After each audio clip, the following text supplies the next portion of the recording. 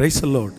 ஆண்டவராகிய இயேசு கிறிஸ்துவின் நாமத்தினாலே இந்த 100 நாள் ஜெபத்தினுடைய 24வது நாள் உங்களை சந்திப்பதிலே மிகவும் மகிழ்ச்சி அடைகிறேன். நிச்சயமாய் ஆண்டவர் ஒரு வெற்றிக்கு நேராய் நம்மை நகர்த்தி கொண்டே போகிறார். அவர் இல்லாவிட்டால் நாம் ஒன்றுமில்லாமல் போயிருப்போம். இதுவரைக்கும் காத்தவர் இனியும் நம்மை காக்கிறதற்கு கர்த்தர் வல்லவராயிருப்பார். உங்கள் இருதயம் கலங்கவே வேண்டாம்.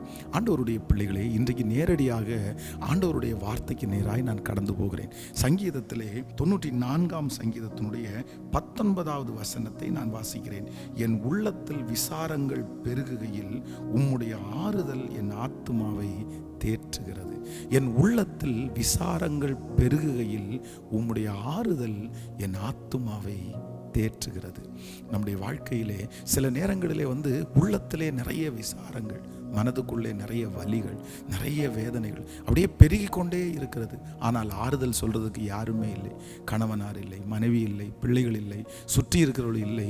ஆண்டவரே, என்னுடைய உள்ளத்துக்குள்ளே இவ்வளவு விசாரங்கள் இருக்கிறதே, யாரும் ஒருத்தர் ஆறுதல் சொல்றது கூட ஆள் இல்லையே. ஆனால் நான் நம்புகிறேன், இன்றைக்கு ஆண்டவர் வாக்கு கொடுக்கிறார், உங்களுக்கும் எனக்கும் ஒரு தேற்றரவாளன் இருக்கிறார். உங்களுக்கும் எனக்கும் ஆறுதல் சொல்லுகிற ஒரு தேவன் இருக்கிறார். அவர் ஒரு நல்ல தேற்றரவாளன்.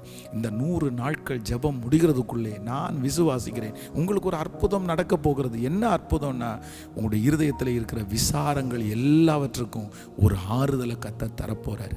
உங்கள் பிள்ளைகளை குறித்த விசாரம் உங்களுக்கு மாறப்போகுது. உங்களுடைய வாழ்க்கையை குறித்த விசாரங்கள் மாறப்போகிறது. அப்படியே யோசிச்சுட்டே இருக்கலாம். அந்த விசாரங்கள் உங்களை ரொம்ப வருத்தப்படுத்தலாம். ஆனால் ஆண்டவர் சொல்றார், இல்லை, அந்த விசாரங்களை ஆண்டவர் மறக்கிறதற்கு உதவி செய்ய ஒரு தேற்றரவாளன் இருக்கிறார். அவர் ஒரு நல்ல தேற்றரவாளன். வேதத்திலே யோசேப்பு என்கிற ஒரு தேவனுடைய பிள்ளையை நாம் வாசிக்கும் போது வேதம் சொல்லுது, அதிகமான விசாரத்தினால் இருந்தவன் தான் இந்த யோசேப்பு. அவனுடைய கால்கள் கைகள் விலங்கிலே ஒடுக்கப்பட்டது. ஒரு பெரிய சூழ்நிலைக்குள்ளே கடந்து போனான். தன்னுடைய சகோதரர்களுடைய வெறுப்பின் நிமித்தம் அவனை குழியிலே போட்டார்கள், அவனை மீதியானுடைய கையிலே விற்று போட்டார்கள் என்று வேதம் நமக்கு ரொம்ப அழகாய் சொல்லுகிறது. ஆனால் இவனுடைய வாழ்க்கையிலே இருக்கிற விசாரங்களை ஆண்டவர் ரொம்ப அழகாய் கர்த்தர் மாற்றுகிறார். அந்த காரியத்தை நான் தியானிக்கும் போது எனக்கு ரொம்ப பிடிச்சிருச்சு. நம்பர் 1, முதலாவது விசாரங்களை மறக்க பண்ணுகிற கர்த்தர். நான் நம்புகிறேன், இந்த சத்தத்தை கேட்கிற அன்பு ஆண்டவருடைய பிள்ளைகளே, இன்றைக்கு உங்களுடைய விசாரங்கள் மறக்க முடியாததா இருக்கலாம். எங்கு போனாலும் ஞாபகம் வருது, பாஸ்டர், என்னால் இந்த விசாரத்தை மறக்கவே முடியல, என்னுடைய உள்ளம் அவ்வளோ வலியா இருக்குது, என்னுடைய இருதயம் அவ்வளோ பாதிக்கப்பட்டிருக்குது, நான் மறக்கணும்னு தான் நினைக்கிறேன், ஆனால் என்னால் மறக்கவே முடியல. நான் என்ன பண்ணுவேன், நான் எப்படி இதை மறக்க போறேன்னு தெரியல, எத்தனை வருஷமானாலும் இது மறக்காது அப்படின்ற ஒரு சூழ்நிலையில் நீங்கள் இந்த சத்தத்தை கேட்கலாம்.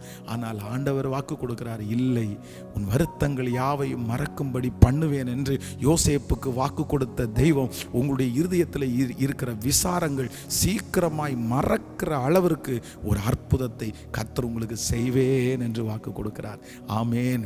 இரண்டாவதாக இந்த யோசேப்பினுடைய வாழ்க்கையை நான் தியானிக்கும் போது கர்த்தர் இவனுடைய இருதயத்தில் இருக்கிற விசாரங்களை ஆண்டவர் எப்படி செய்கிறார் அப்படின்னு சொன்னா, அந்த விசாரங்களை மறக்க பண்ணுகிற தேவன், அந்த விசாரங்களை மன்னிக்கிற அளவிற்கு கொண்டு போய் விடுகிற ஒரு நல்ல தேவனாய் இருக்கிறார். யோசேப்பினுடைய வாழ்க்கையிலே தன்னுடைய சகோதரர்கள் எல்லாம் தனக்கு ரொம்ப தீங்கு செய்தார்கள்.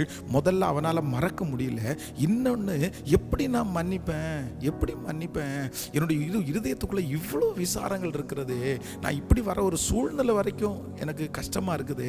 ரொம்ப ஒரு அடிபட்ட ஒரு சூழ்நிலையிலே யோசேப்பு இருக்கிறான். ஐயோ ஆண்டவரே, என்னால் மறக்கவும் முடியாது, என்னால் மன்னிக்கவும் முடியாது அப்படின்ற ஒரு சூழ்நிலையிலே ஆண்டவர் ஒரு பெரிய அற்புதத்தை செய்து யோசேப்பை எட்டாத உயரத்திற்கு கொண்டு போய் அவனுடைய இருதயத்திலே மறக்கிறதுக்கு மட்டும் இல்லை, மன்னிக்கிற அளவிற்கு ஒரு ஆறுதலை கர்த்தர் உங்களுக்கு அவனுக்கு கட்டளையிடுகிறார். இந்த சத்தத்தை கேட்டுக்கொண்டிருக்கிற ஆண்டவருடைய பிள்ளைகளை, ஒருவேளை இருதயத்தில் இருக்கிற இந்த விசாரங்களை என்னால் மறக்கவும் முடியாது, என்னால் மன்னிக்கவும் முடியாதுன்ற ஒரு சூழ்நிலையில் இருக்கலாம். ஆனால் ஆண்டவர் உங்களை ஆறுதல் படுத்த போறாரு, ஆண்டவர் உங்களை உயர்த்த போறாரு.